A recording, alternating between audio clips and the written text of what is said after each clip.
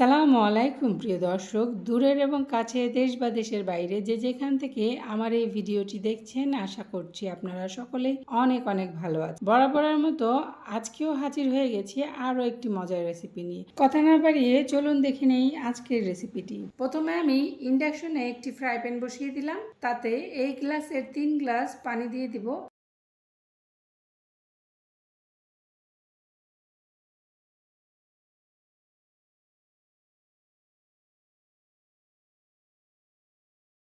এখন আমি ইন্ডাকশনটা অন করে দিব। আজকে মূলত একটি শরবতের রেসিপি তৈরি করব। রমজানে ইফতারে প্রাণ জুড়িয়ে যাবে সাবুদানা শরবতের আজকের রেসিপিটি। পানিতে বলক চলে এসেছে, এখন আমি ফুটন্ত পানির মধ্যে 1 কাপ সাবুদানা দিয়ে দিব সিদ্ধ হওয়ার জন্য।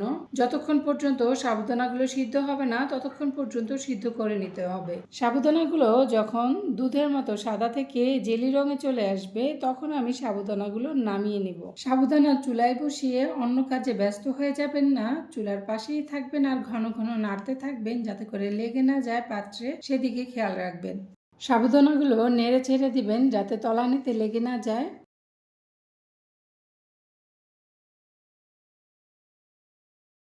সাবুদানাটা আমার সিদ্ধ হয়ে গেছে, আমি এখন নামিয়ে নিব।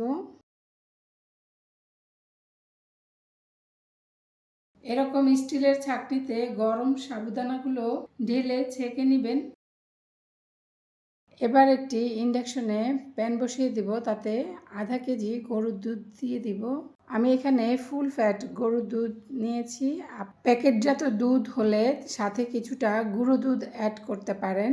আমি যেহেতু ফুল ফ্যাট গরুর দুধ নিয়েছি তার জন্য আমি গুঁড়ো দুধ অ্যাড করব না। গরম খাবার প্লাস্টিকের ছাঁকনিতে ছাঁকলে রাসায়নিক বিক্রিয়া ঘটে, তাই আপনারা স্টিলের ছাঁকনিতেই ছাঁকার চেষ্টা করবেন। ওয়ান টাইম পাত্র যেগুলো গরম খাবার খাওয়া হয়, যেমন চা কফি খাওয়ার জন্য যে ওয়ান টাইম গ্লাসগুলো ব্যবহার করা হয় এবং বিরিয়ানি, তেহারি, নান, রুটি, চাপ যে ওয়ান টাইম বক্সগুলো ব্যবহার করি তা আমাদের শরীরের জন্য ক্ষতিকর, তাই এসব পাত্রে খাবার খাওয়া থেকে বিরত থাকুন। স্বাস্থ্য সচেতনতার জন্য কিছু কথা আপনাদের সাথে শেয়ার করলাম।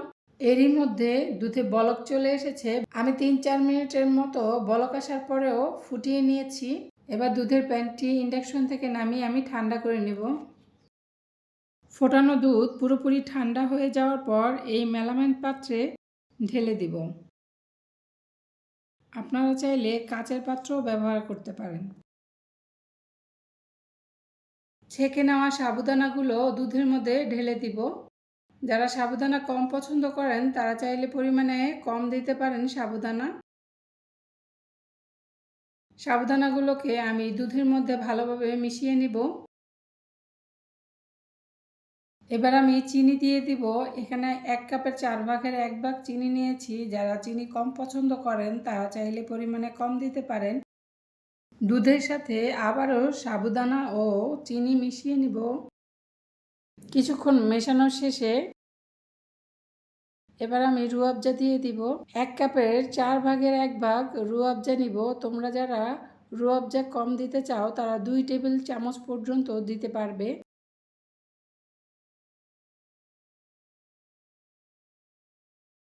এবার সবগুলো উপকরণ খুব ভালোভাবে মিশিয়ে নিতে হবে। মেশানো হয়ে গেলে এবার কেটে রাখা ফলের কিউবগুলো দিয়ে দিব এক এক করে। সবার প্রথমে নাশপাতি কিউব দিয়ে দিচ্ছি, তারপর আপেল কিউব দিয়ে দিব।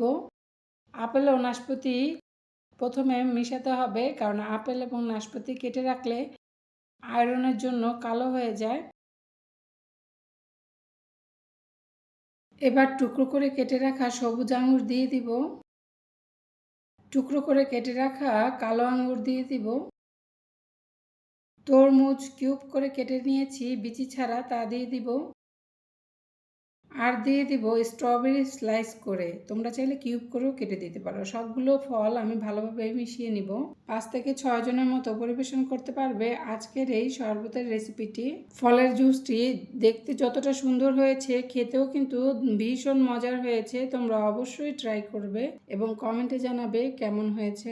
ভীষণ মজার শরবতের এই রেসিপিটি যে কোনো অকেশনে, ঈদ কিংবা রমজানে, আরও বিশেষ যে সকল দিনগুলো রয়েছে, যেমন নতুন জামাই বরণ করতে এই শরবতটি আপনারা পরিবেশন করতে পারেন। আরও যেমন রয়েছে জন্মদিন, বিবাহবার্ষিকী, পয়লা বৈশাখ, এরকম বিশেষ বিশেষ যে সকল অনুষ্ঠানগুলো রয়েছে তার মধ্যে আপনারা এই শরবতটি পরিবেশন করতে পারেন। পরিবেশনের জন্য আমি এই গ্লাসের মধ্যে ঢেলে নিব। এবার কিছু বরফ কিউব দিয়ে দেব। পরিবেশনের জন্য পুরোপুরি প্রস্তুত আজকের শরবতের রেসিপিটি। আমার ভিডিওটি শুরু থেকে শেষ পর্যন্ত যারা দেখেছেন তাদেরকে অসংখ্য ধন্যবাদ।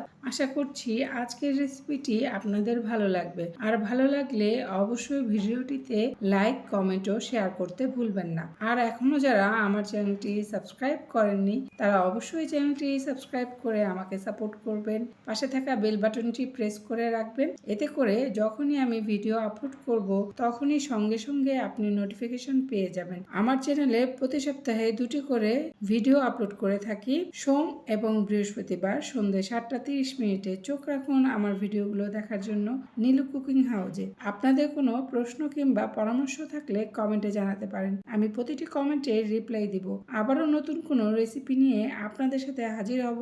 আজকের মতো এখানেই বিদায় নিচ্ছি। সবাই ভালো থাকবেন, সুস্থ থাকবেন। আল্লাহ হাফেজ।